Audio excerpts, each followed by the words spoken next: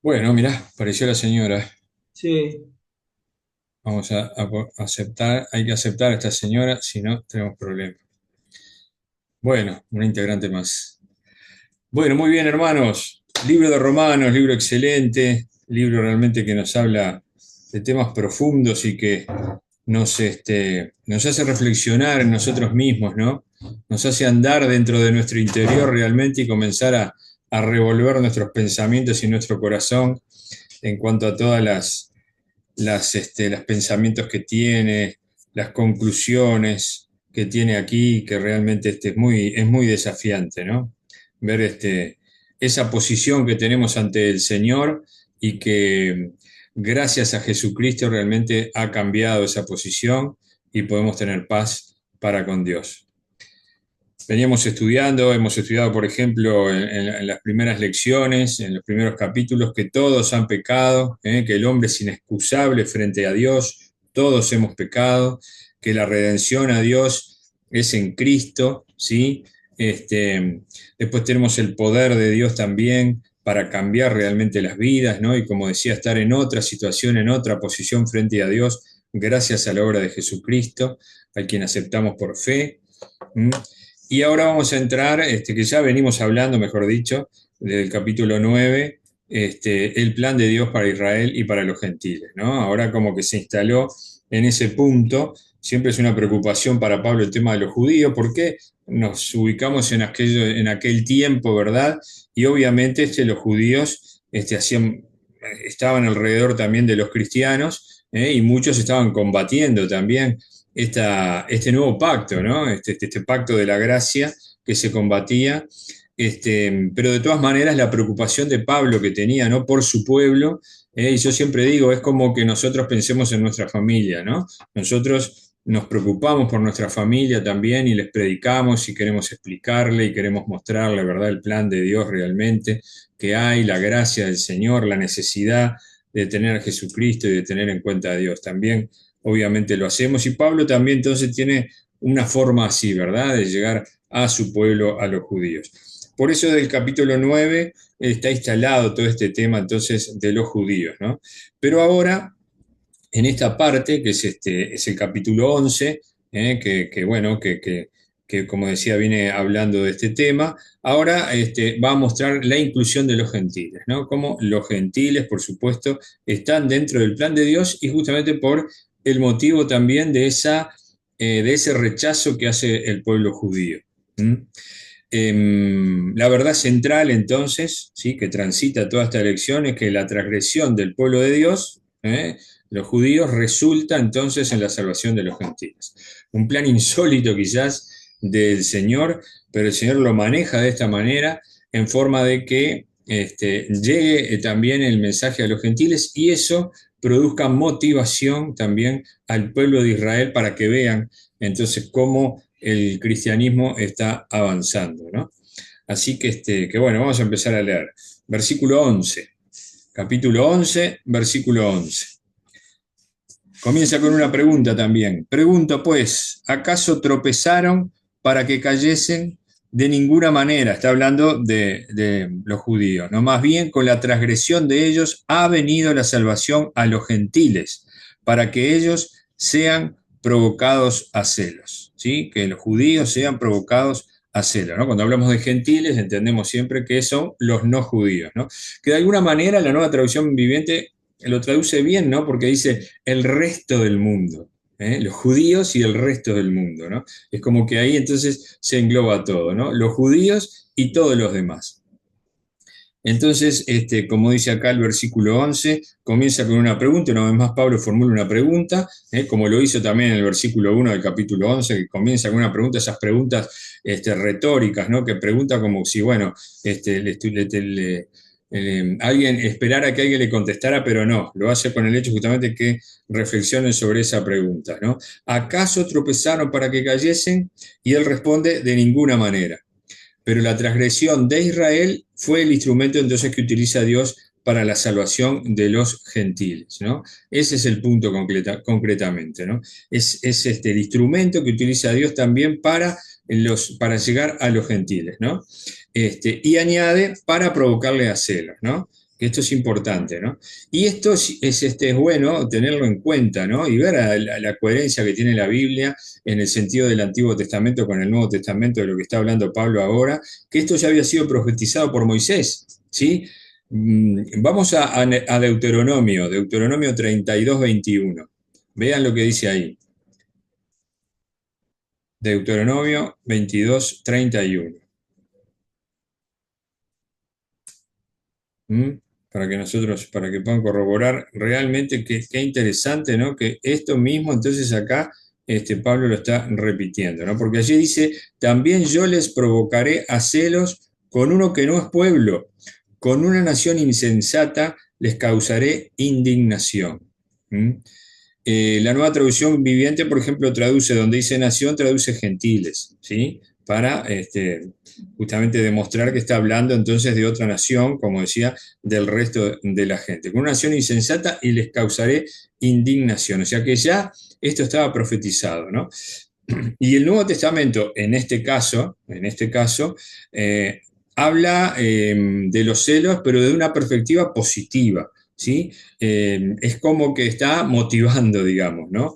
Es decir, pone el celo judío, ¿sí? Porque hay un avance del cristianismo y el judío ve entonces ese avance del cristianismo y eso le produce celos, ¿no? Entonces, es como un celo productivo, digamos, ¿no? Un celo realmente que los motiva y entonces que comienzan a observar realmente cómo crece el cristianismo. Y es bueno verlo también, que lo mismo, por ejemplo, Pablo, hablando de lo que implica el celo productivo, lo mismo sucede en 2 Corintios 7:11. ¿Sí? Vamos a leerlo, 2 Corintios 7:11. Vean lo que dice ahí. Si alguien lo tiene, que lo lea.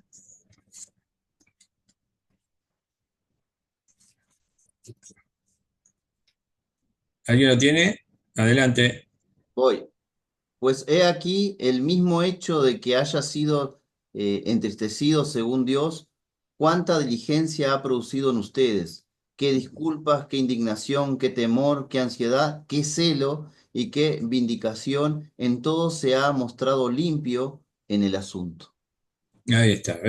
Ahí otra vez, ¿verdad? El celo productivo, ¿no? Ese celo por Dios, ¿no? Que eso es muy importante tenerlo en cuenta, ¿no? O sea que el celo no es totalmente condenado, sino que lo que muestra acá justamente es que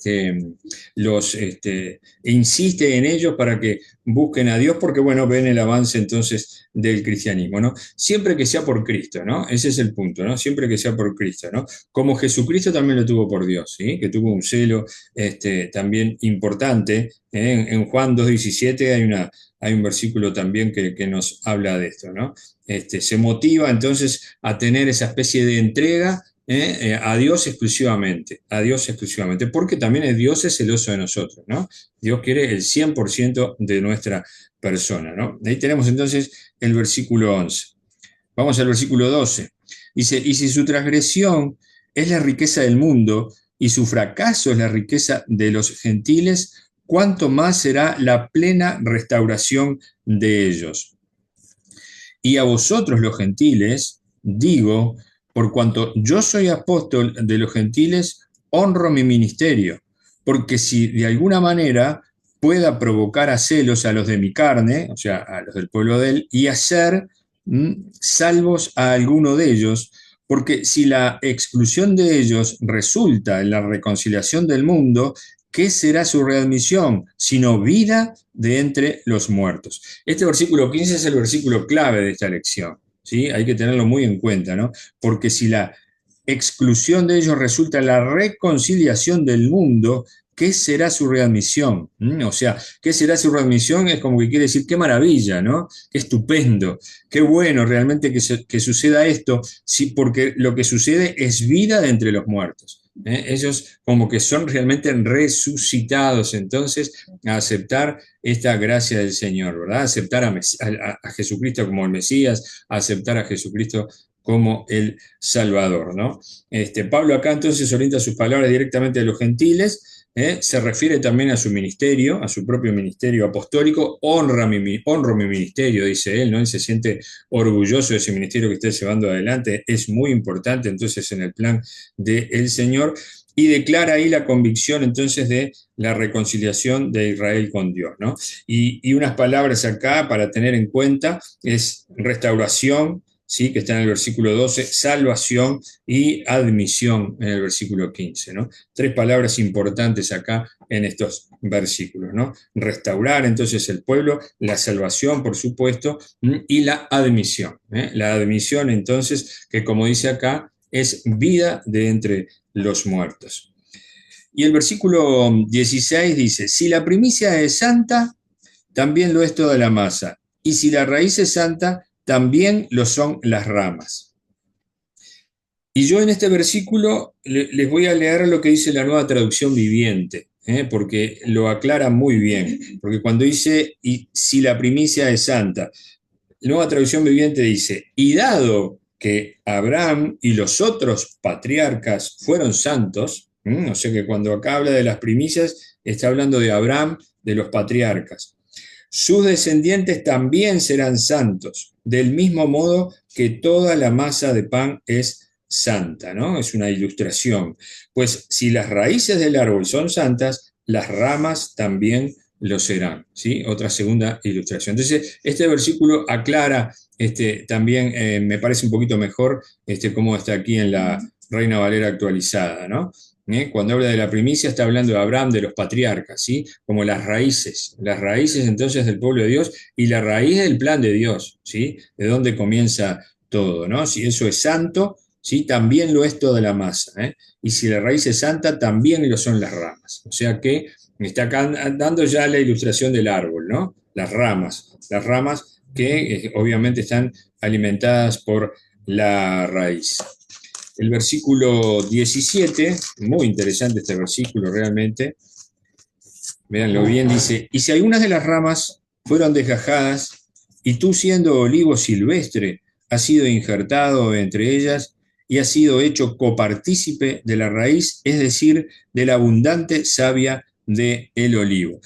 Algunas ramas han sido arrancadas y los gentiles fueron injertados, que serían las ramas silvestres, ¿no? Reciben entonces la bendición que Dios le prometió, ¿sí? A Abraham y sus hijos, ¿sí? Así que comparten, digamos, ese alimento nutritivo, ¿verdad? Esa savia que viene de las raíces, que proviene entonces de la raíz del olivo, ¿sí? Del olivo de Dios, ¿no? Del olivo de Dios. Y es importante acá esta palabra injerto, ¿no? La palabra injerto, que buscando, ¿no? una definición de lo que implica esto, ¿no? Es un método de propagación vegetativa artificial, ¿no? También está el injerto de piel, obviamente, pero en este caso está hablando de vegetales, ¿no? Es un método de propagación vegetativa artificial en el que un tejido de una planta se une a otra que ya está sentada, ¿sí? Que ya está sentada, ¿no? Que ya como que está estabilizada esa planta. De modo, al unirse, de modo que se produce un conjunto que crece como un solo organismo. Qué interesante, ¿no? Como un solo organismo. Se insertan esas ramas silvestres, ¿sí? De esas ramas que desgajadas, digamos, ahora se insertan las ramas silvestres, ¿sí? Y se produce entonces un conjunto de un nuevo organismo. Entonces es como que realmente los judíos y los gentiles entonces unidos en lo que implica el cristianismo mismo, ¿no? Pero es interesante también que el injerto, dice, solo es posible entre especies más o menos estrechamente relacionadas. O sea, tiene que haber algo compatible. ¿eh? No puede ser absolutamente diferente, porque si es absolutamente diferente, parece como que lo rechaza, ¿no? Por ejemplo, decía Nivia, ¿no? Que es enfermera, que bueno, que obviamente cuando se hace un injerto de piel, por eso se hace un injerto de piel de la misma persona, porque si vienen con injerto de otra piel, posiblemente sea rechazado. Injerto piel de otra persona, posiblemente sea rechazado, ¿no? O sea, como que tiene que estar de alguna manera relacionado. Dice, porque si no, de otro modo, los tejidos, dice, resultan incompatibles, ¿no?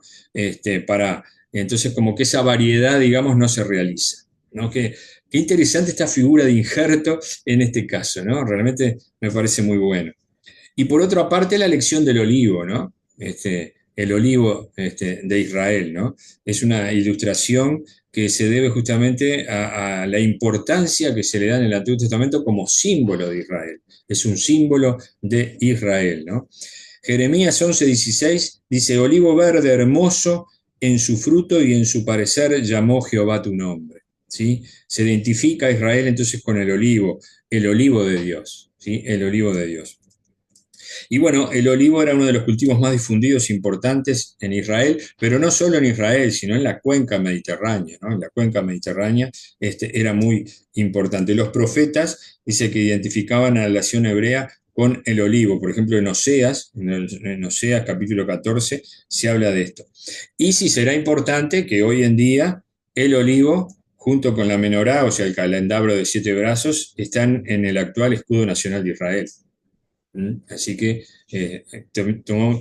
tengamos en cuenta eso, ¿no? También dice que los griegos y los romanos también hicieron del olivo algo muy importante, algo muy presente, también en distintos eventos que allí se hacían, ¿no? Y bueno, y esta parábola que de alguna manera muestra aquí, esta parábola del olivo, de alguna manera que muestra Pablo, está dirigida a los gentiles, ¿no? Los gentiles lo tengan en cuenta, ¿no? Es una tercera ilustración, digamos, que Pablo hace. En el versículo 18, vean que dice, no te jactes contra las demás ramas, pero aunque te jactes en contra de ellas, no eres tú quien sustentas a la raíz, sino la raíz a ti. ¿Sí?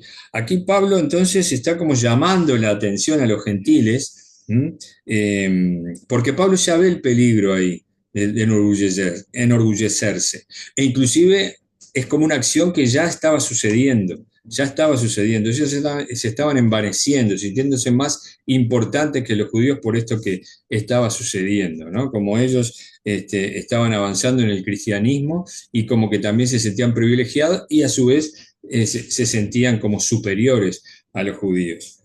Ya estaba sucediendo. Entonces Pablo justamente le dice eso, de no jactarse en contra de esas ramas y de esas ramas originales, digamos, ¿no? Las ramas injertadas, que serían los gentiles, hacia las ramas originales, ¿no? Porque dependen de la misma raíz para su sustento, ¿sí? Entonces todos dependen de esa raíz, ¿verdad? Esa savia que sube entonces para todas las ramas. Entonces no pueden para nada los gentiles sentirse superiores, ¿no? Dependen de la misma esencia de la fe, ¿sí? Para el crecimiento, para el sustento que tienen, ¿no? Hay una relación de dependencia entonces importante entre la raíz y las ramas, ¿no? Tener en cuenta, Pablo les quiere decir de alguna manera, que tengan en cuenta que los judíos no están en deuda con los gentiles, sino al revés, ¿no? Así que importante tenerlo en cuenta para los gentiles. El versículo 19 dice, entonces, para que yo fuera injertado, dice, entonces, para que yo fuera injertado, no, estoy diciendo mal, entonces dirás, las ramas fueron desgajadas para que yo fuera injertado, ¿no? Eso decían los gentiles, ¿no? Era como que lo confrontaban, digamos, en este reclamo que le hacía Pablo de que no se jactaran, ¿no? Como que lo confrontaban de alguna manera, ¿no? La voluntad de Dios fue quitar las ramas originales para injertar las silvestres. Entonces, como que los gentiles de alguna manera se estaban envaneciendo en ese sentido, ¿no? Porque decían, bueno, Dios fue el que lo hizo, ¿no? O sea, en un punto esa suposición es cierta, Dios es que lo hizo, ¿no? Pero vean lo que dice el versículo 20. Está bien, dice, pero su incredulidad, por su incredulidad, fueron desgajadas, pero tú, por tu fe, estás firme. No te ensorbebezcas, sino teme, ¿sí? O sea, acá pone dos puntos, ¿no? La fe y el temor, ¿sí? y es por la fe, ¿no? No fue, digamos, no fue para eso la acción de Dios, ¿no? No fue para que ellos se envanecieran, sino que las ramas originales fueron desgajadas por incredulidad, ¿no? Porque no creyeron. Y las ramas silvestres fueron injertadas por fe, ¿m? No por, digamos, porque si fueran más listos, ni nada de eso, ¿no? Ni por su superioridad, ¿no?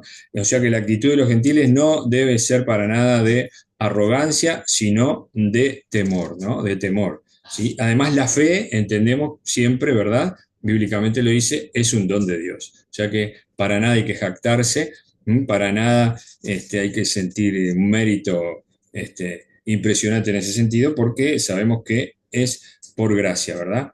Entonces lo que determina esa inclusión en el pueblo de Dios es la fe, esa dependencia humilde de Dios y para nada la autosuficiencia. Y cuando se refiere a temor, se refiere a reverencia, ¿no? A reverencia a Dios, ¿no? Temer a Dios, ¿no? Porque sabemos que el principio de la sabiduría es el temor de Dios, y en el sentido de que si no se obedece a Dios, se van a sufrir las consecuencias. No porque Dios, digamos, venga con un castigo, sino porque vivimos en un mundo donde están las leyes de Dios, ¿sí? Entonces, si nos vamos de esas leyes, no funcionamos bien, ¿no? Esa es la idea siempre, ¿verdad? No vamos a funcionar bien, ¿no? Es como las leyes de tránsito, ¿no? Si no les hacemos casos, bueno, vamos a chocar, vamos a tener un accidente, en fin. Se nos va a complicar la vida, ¿verdad? Están hechas para respetarlas, ¿no? Esa es la idea también, para dar un pequeño ejemplo. El versículo 21 dice, porque si Dios no perdonó a las ramas naturales, a ti tampoco te perdonará. ¿Sí? O sea, poniendo como ejemplo, ¿no? De que si tuvo esa actitud con los israelitas, que era su pueblo elegido, y que de ahí comenzó todo, también lo va a tener con los gentiles, ¿verdad? También lo va a tener con nosotros. Así que para nada tenemos que envanecernos, ¿no? Entonces, como que Pablo quiere que bajen a tierra, ¿no? Para nada se vayan para arriba, que no se sientan para nada superiores, sino que siempre ese sentido de humildad, ¿verdad? La fe es una dependencia de Dios, una seguridad que en Él tenemos, ¿verdad? Y obediencia, ¿no? Obediencia. Por la fe, gracias a Dios que podemos obedecer, ¿no? El versículo 22 dice, considera pues la bondad y la severidad de Dios.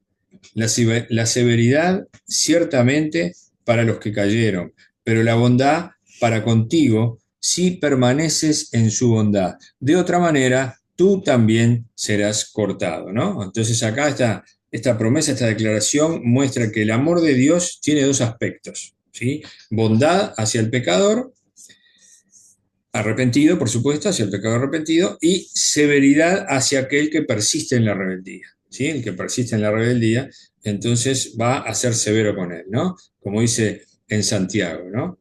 Dios resiste a los humildes, pero resiste a los soberbios, pero da gracia a los humildes. ¿Mm? Por favor. No cambiemos el concepto. Menos mal que rápidamente me di cuenta.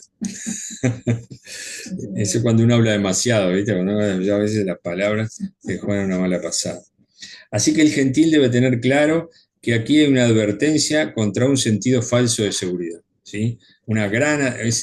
Eso es importante, ¿no? Eso es importante. No tener un falso sentido de seguridad, ¿no? Sino que nuestra seguridad está en Dios. De ninguna manera tenemos que sentir esa autosuficiencia ni esa seguridad en nosotros mismos, ¿verdad? Sino que todo parte de Dios, todo depende del Señor.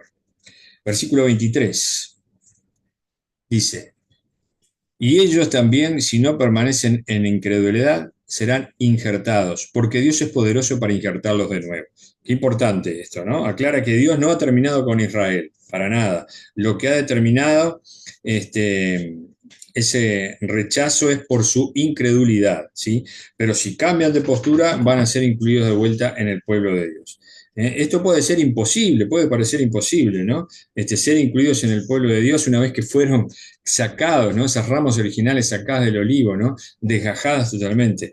Puede parecer imposible, ¿no? Pero sabemos que Dios es poderoso para hacerlo, ¿verdad? Para Dios no hay nada imposible. Y de hecho, sabemos también que había creyentes judíos, ¿no? Que ya lo demostraban, ¿no? Que ya lo demostraban que estaban en ese en ese andar, ¿verdad? En ese andar cristiano, ¿no? Entonces, esto que aparentemente parece imposible para nosotros, ¿no? Humanamente, para Dios es posible, ¿no? Esto es algo que nos tiene que animar siempre, ¿verdad? Siempre a predicar y a evangelizar, ¿no? Por más que veamos personas que son tercas, que son necias, que nos rechazan, igualmente la prédica tiene que estar, ¿no? Si no es con palabras, es con nuestro testimonio, ¿sí? Pero no desanimarnos nunca en la prédica, ¿verdad? Nunca, nunca, porque para Dios nada es imposible. Dios tiene todo bajo control y nuestra meta también es evangelizar, ¿no? Nuestro sentido también es evangelizar, ¿verdad? Poder llegar a otros, ¿verdad? Siempre de alguna manera. Así que no nos desanimemos porque vemos la acción de Dios realmente en este plan insólito, pero que no es imposible para Él y Él, como dice acá la palabra, lo va a hacer de vuelta, ¿no? Dios es capaz de cambiar la incredulidad del hombre en fe. Dios es capaz, ¿no? Esto siempre nos debe animar, ¿no? Esta soberanía de Dios de manejar las cosas a su manera, esta soberanía de llegar inclusive al hombre, de cambiar sus deseos, esta soberanía de Dios siempre va a prevalecer. Por lo tanto, este es un punto que tenemos que tener presente siempre, ¿no? El versículo 24 dice, pues si tú fuiste cortado del olivo silvestre y contra la naturaleza fuiste injertado en el buen olivo, cuánto más estos, que son las ramas naturales, serán injertadas en su propio olivo, ¿no? Acá Pablo sigue dirigiéndose también a los gentiles, y el versículo representa ese apoyo para la inclusión de Israel en el pueblo redimido en el futuro, ¿sí? Esto es algo que, bueno, que no sabemos cuándo exactamente se va a dar, pero está dentro del plan de Dios, como aquí entonces lo está diciendo, ¿no? Eh, Como dice acá, ¿no? Si gentiles, que estaban en principio por fuera de ese plan de Dios, pueden ser incluidos en el pueblo de Dios, porque Jesucristo vino para todos, cuánto más también puede Israel con toda su herencia espiritual, ¿verdad? Y con toda esa raíz que tiene de los patriarcas. Y bueno, todas estas ilustraciones que Pablo está haciendo, está como preparando el terreno, ¿sí? Para hablar ahora entonces de Israel en el plan redentor que tiene en el futuro para ellos. Así que no sé si se va entendiendo, quieren aportar algo, explicar algo. Laura, no, me parecía que Laura tenía una manito, pero no. ¿Seguimos adelante? ¿Sí?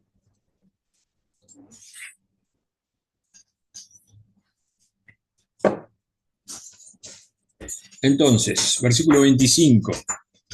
Hermanos, para que no seáis sabios en vuestros propios parecer, no quiero que ignoréis este misterio que ha acontecido a Israel.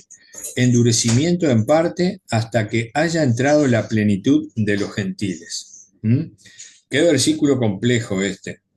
Qué versículo que da a veces diferentes posturas, diferentes opiniones, ¿no? Porque si miramos bien, eh, dice, primero habla de un misterio, ¿no? O sea que Pablo expone un misterio es algo que el hombre no puede descubrir si Dios no se lo revela, ¿no? Y habla del endurecimiento de Israel, ¿verdad? Y la entrada de los gentiles, y también habla de la salvación de los gentiles, la salvación de los de Israel, ¿no? Pero también habla de la plenitud de los gentiles, ¿no? De la plenitud de los gentiles. Otras traducciones habla de hasta que se complete el número de gentiles que aceptarán a Cristo, dice la NTV. Hasta que se complete el número de gentiles que aceptarán a Cristo. O sea que esa plenitud está hablando de un determinado número de personas que van a aceptar a Cristo. No está hablando, digamos, de su totalidad de los gentiles, ¿no? No está hablando de toda la gente, ¿no? De toda la gente fuera de los judíos, quiero decir, ¿no? No está hablando de toda la gente, sino de lo que está hablando es de eso, ¿no? Y no quiero que ignoréis, ¿no? subraya la importancia de lo que va a decir en este caso, ¿no? Y también vean que siempre dice hermanos, mostrando la igualdad que siente con ellos, ¿no? Para nada de superioridad, ¿no? Y bueno, y la revelación de este misterio también es para que se mantengan en esa postura de no jactarse, ¿no? De para nada sentirse superiores, no enorgullecerse, ¿no? Entonces, el endurecimiento es de una parte de Israel y además dice es provisional, porque dice hasta que haya entrado la plenitud de los gentiles. O sea, como repetí en lo que dice la NTV, hasta que se complete el número de gentiles que aceptarán a Cristo. ¿Sí? No sé si alguien quiere decir algo sobre este versículo, pero de acuerdo a, a versiones y de acuerdo a comentaristas, de alguna manera es la conclusión que se hace de este versículo, ¿no?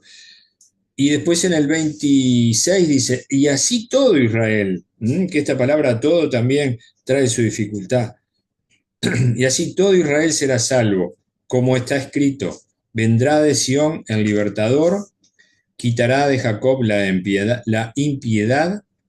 y el 27 dice, y este será mi pacto con ellos cuando yo quite sus pecados. ¿Sí? El versículo 26 dice, y así todo Israel será salvo, ¿no?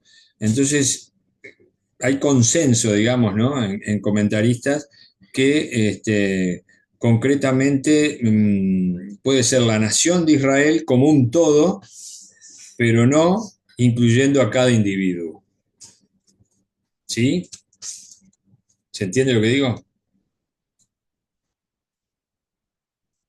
La nación de Israel como un todo, pero no incluyendo a cada individuo, ¿no? Ahí los comentaristas, digamos, como que tienen más consenso en esta opinión, ¿no? Que bueno, que se refiere que en algún momento, a la luz de lo que él viene diciendo, en el futuro Israel va a aceptar a Jesús como su Mesías y su Salvador, pero no cada individuo, sino se está refiriendo a la nación de Israel como un todo. ¿Sí? Y después hace mención acá a Isaías, ¿no? En vendrá de Sion el libertador, ¿sí? Que cuando dice el libertador se está refiriendo a Cristo, quitará de Jacob la impiedad, ¿sí? Cuando habla de Jacob, habla de Israel, ¿verdad? Recordamos ese suceso de Jacob, ¿no? Donde se cambia ahí en la lucha que tiene, ¿no? Con el ángel, y cambia el nombre de Israel, ¿sí? Que quiere decir el que lucha con Dios, ¿no? El que lucha con Dios. El 27 también hace referencia a Isaías, y este será mi pacto con ellos, cuando yo quite sus pecados. ¿Mm?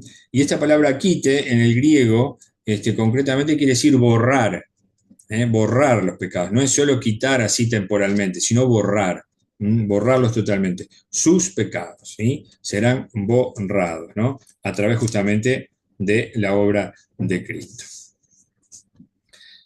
Bien, vamos al versículo 28 entonces. Aldo, Aldo, Sí, lo interesante acá, como vos decías, ¿no? Cuando habla de todo Israel, la forma que él se expresa para hablar de la nación de Israel, ya no está hablando de los gentiles, sino que está hablando de la nación de Israel, que va a tener esa apertura, pero la salvación, como lo hablamos en la clase pasada, va a ser de la misma forma. Cada individuo va a tener que reconocer a Jesucristo como Señor y Salvador, ¿no? Eso, sí, sí. por eso hay algunos que no lo van a hacer, pero no, seguramente va a ser la minoría, por eso habla de un todo, como va a haber un despertar de ese Israel, ¿no? Creo que apunta un poco a eso, ¿no? Pero nunca perdiendo de vista la forma de salvación, ¿no? Porque esta salvación, esta libertad, viene siempre a través de la cruz de Cristo, no de otra forma, ¿no? Claro, claro, exactamente, exactamente. También la salvación de Israel, de acuerdo a lo que dice acá, digamos, forma parte para realizarse en el retorno de Cristo. En el retorno de Cristo también, ¿no? Eso también es bueno tenerlo en cuenta, ¿no? Eh, y bueno, y después no es digamos, lo que está hablando acá no es que está hablando de una restauración del reino davídico, no es esa cosa para tener en cuenta también en cuanto a los judíos, ni la restauración tampoco nacional, sino es algo totalmente superior, ¿no? Acá está hablando entonces de la redención en Cristo, ¿verdad? Y de la vida eterna que se va a tener con él, ¿no? No podés. 28, versículo 28. Así que cuando el Evangelio son enemigos por causa de vos, así que en cuanto al Evangelio son enemigos por causa de vosotros, pero en cuanto a la elección son amados por causa de los padres. Dice, así que en cuanto al Evangelio son enemigos por causa de vosotros, pero en cuanto a la elección son amados por causa de los padres, ¿no? Entonces acá significa en cuanto al progreso del evangelio que se está dando en el mundo, ¿no? Y según esto, ellos son enemigos. ¿Sí? El evangelio que se está dando, ellos está avanzando el cristianismo, pero según este versículo, ellos son enemigos, están bajo la ira de Dios por su incredulidad y por su desobediencia. Pero además es por causa de vosotros, como dice acá, ¿no? El rechazo de los judíos también es parte del plan de Dios. ¿Sí? Es importante tenerlo en cuenta, ¿no? Vean la soberanía del Señor, es parte del plan de Dios para dar a los gentiles la oportunidad también de ser incluidos entonces en el pueblo, ¿no? Pero esto es temporal de lo que está hablando, ¿no? Entonces ahora Pablo también en lo que está hablando acá se refiere a lo permanente, cuando dice en cuanto a la elección, son amados, en cuanto a la elección son amados, o sea que son elegidos y son amados, ¿verdad? Su elección es a causa de los padres justamente, ¿no? A causa de los patriarcas, ¿no? De ahí donde el pueblo es elegido, en el caso de Abraham, de Isaac, de Jacob, ¿no? Dios es fiel a su pacto, ¿no? Esto es importante tenerlo en cuenta, ¿no? A ese pacto hecho con Abraham y renovado una y otra vez, ¿no? A través de la historia de Israel, ¿no? Esto es bueno entonces tenerlo en cuenta, ¿no? Y el versículo 29 dice, porque los dones y el llamamiento de Dios son irrevocables, ¿sí? Irrevocables. Los dones habla de los privilegios, ¿no? Y el llamamiento de Dios son irrevocables, ¿no? O sea, la elección de Israel es segura, está asegurada en base a la fidelidad de Dios, ¿no? Y nos pone esta palabra irrevocable, ¿verdad? Irrevocable, que indica el mayor énfasis posible que se puede hacer, ¿no? Porque es algo definitivo, que ya está decidido, que está resuelto, que no se puede anular. Eso es lo que quiere decir la palabra irrevocable. No se puede anular, ¿verdad? O sea que esto ya está decidido en el plan de Dios, totalmente, ¿verdad?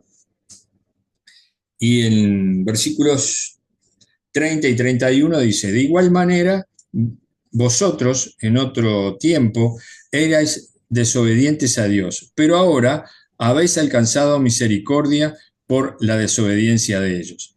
Asimismo, ellos han sido desobedientes en este tiempo, para que por la misericordia concedida a vosotros, también a ellos les sea ahora concedida misericordia.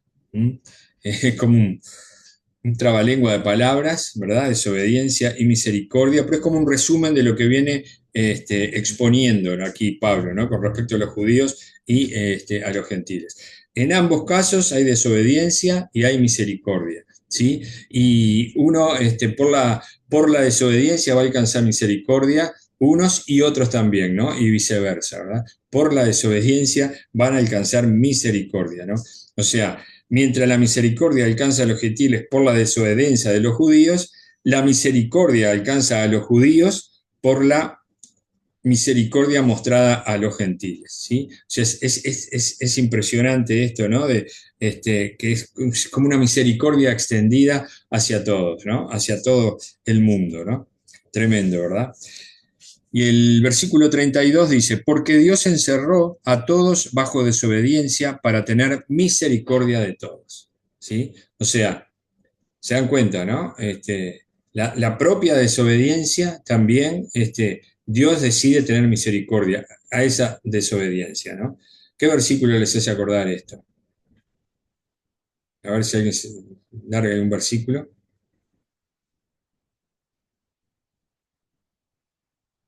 que también está en Romanos.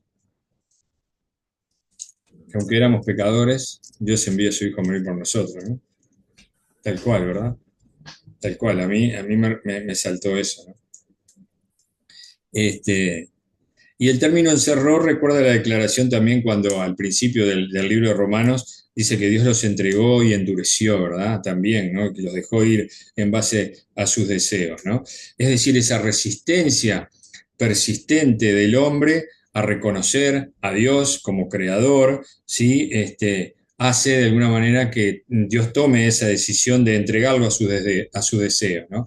Pero sin embargo, aún en ese proceso de desobediencia, de endurecimiento, Dios busca llevar al hombre a situaciones, ¿sí? Como en este caso, por ejemplo, a situaciones en donde reconozca la realidad de su condición, de la necesidad que tiene, y entonces allí vuelva al lado del Padre, ¿no? Es como que Dios fuerza situaciones determinadas, entonces para que haya un reconocimiento a Dios mismo, ¿no? A la necesidad que tenemos de nuestro Dios, ¿no? Dios encerró a todos en desobediencia para poder tener misericordia de todos sin distinción. Pero una cosa a tener en cuenta que Él puede mostrar la misericordia solamente a los que responden en arrepentimiento y fe. Eso es importante tenerlo en cuenta, ¿no? Solamente a los que aceptan por fe, ¿sí? Sin duda que eso es fundamental. Y bueno, y esta última parte, sí, es como un himno de gloria, totalmente, ¿no? De todo lo que Pablo viene hablando en esta alabanza que Pablo hace de la sabiduría de Dios. De alguna manera es una conclusión que hace de los capítulos de estos 9 y 11, ¿sí? Con este himno de gloria, ¿no? Pablo ha estado hablando de cómo el propósito redentor de Dios está expresado, ¿sí? Y está expresado hacia los judíos y hacia los gentiles, ¿no? De esta manera él viene expresando todo eso, ¿no? Y entonces ahora expresa este himno de alabanza a Dios por esa maravilla que él ve de lo que implica este plan de Dios, ¿no? Al pensar en su misericordia, en su sabiduría, entonces él tiene esta reacción concreta, digamos, de este himno, ¿no? De alguna manera, porque dice, oh profundidad de las riquezas, de la sabiduría y del conocimiento de Dios, cuán incomprensibles son sus juicios e inescrutables sus caminos, ¿sí? Cuán incomprensibles son sus juicios e inescrutables sus caminos, ¿no? Acá entonces Pablo, esta reacción que tiene es de adoración, menciona estas tres virtudes de Dios, sus riquezas, su sabiduría, su conocimiento, habla de la profundidad también de esto, ¿no? Inmensa totalmente, es inagotable. Inagotable justamente se refiere a la riqueza, a la sabiduría, el conocimiento, es inagotable en Dios totalmente, incomprensible, ¿sí? La manera en que Dios procede, ¿sí? No puede ser comprendida por el hombre, porque es el hombre realmente que solamente sometiéndose a Dios es como puede entonces sentir que vive en lo correcto, ¿no? Sentir que podemos comprobar que estamos en el camino adecuado, ¿no? Únicamente, ¿no? Muchas veces hay de querer entender para creer, ¿no? Pero con el Señor muchas veces se funciona al revés. Tenemos que creer para entender.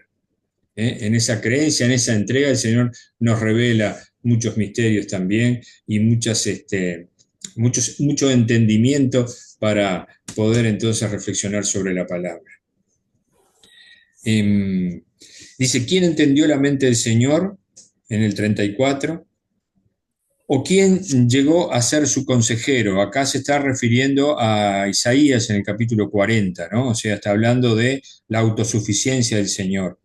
Y en el 35 dice, ¿o quién le ha dado a él primero para que sea recompensado? ¿Sí? Acá está hablando del libro de Job, ¿sí? Del libro de Job en el capítulo 41. O sea, es como que para nada nosotros somos, Dios es deudor con nosotros, Dios no nos debe nada ni necesita nada de nosotros, para nada, por supuesto. Como dice acá, o quién le ha dado a él primero para que sea recompensado por él.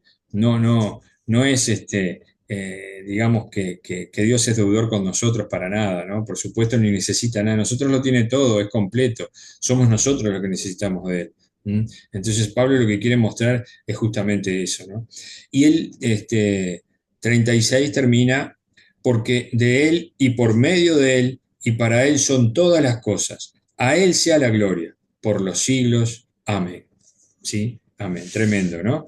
El misterio de un Dios que es bueno, misericordioso, ¿verdad? Soberano y fiel, ¿eh? Totalmente fiel. Fiel, fiel al mismo, fiel a su palabra, fiel a lo que prometió. ¿Eh? Y en base a esa fidelidad, entonces, es que funciona todo. ¿Qué tenemos que hacer nosotros? Someternos a esa fidelidad. Someternos también con fidelidad nuestra a esa fidelidad impresionante del Señor, ¿no? La inmutable fidelidad de Dios, ¿no? Esta es una aplicación importante. Dios armó un plan de salvación, ¿sí? A causa del pecado del hombre, escogió un pueblo, ¿sí? Para que fuera el transmisor. Este pueblo falló, pero sin embargo Dios siguió adelante, ¿sí? Usando otra gente. Como en el caso de los gentiles, ¿no? El resto de la gente, el resto del mundo usó otra gente, siguió adelante con el plan, en el cual también van a ser incluidos los judíos. Dios es fiel, ¿no? Y como Dios es fiel, no usemos esa fidelidad de Dios como pretexto, ¿verdad? Para quedarnos tranquilos, sentados, esperando, sino que también nosotros tenemos que responder con nuestra fidelidad, ¿no? Esa actitud entonces de buscar al Señor con nuestra conducta, con nuestro testimonio, con nuestra predicación, con nuestro servicio, ¿verdad? En este plan de redención del Señor, nosotros estamos allí, ¿verdad? Y por más que ya hay un plan establecido por Dios, ¿no? En forma soberana, de todas maneras nosotros tenemos un papel importante, y con nuestra fidelidad entonces tenemos que acompañar esa fidelidad del Señor, ¿no? Dios es fiel y nosotros también debemos serlo. Amén. Amén, hermanos. Hemos terminado la lección. Así que bueno, si quieren aportar algo.